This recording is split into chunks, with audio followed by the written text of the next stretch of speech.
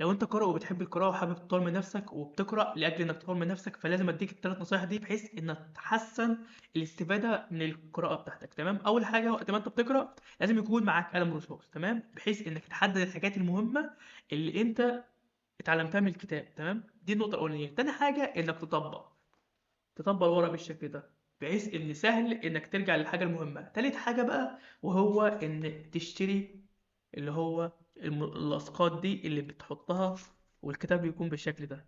ودي افضل حاجه بحيث ان بصوا الكتاب حتى بيكون مميز، وكمان انا بحط الورقه على النقطه اللي انا بكون محتاجها.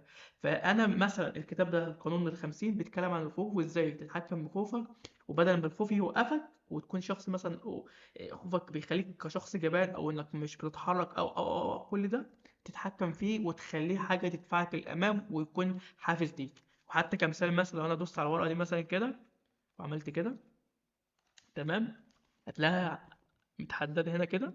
فانا بالنسبه لي لو حبيت اقرا الكتاب ده من اول وجديد تاني عشان اراجع معلوماتي عنه، كل اللي انا هعمله ده همشي ورا الملصقات دي وتمام كده. ماشي ماشي، بالتوفيق يا رب.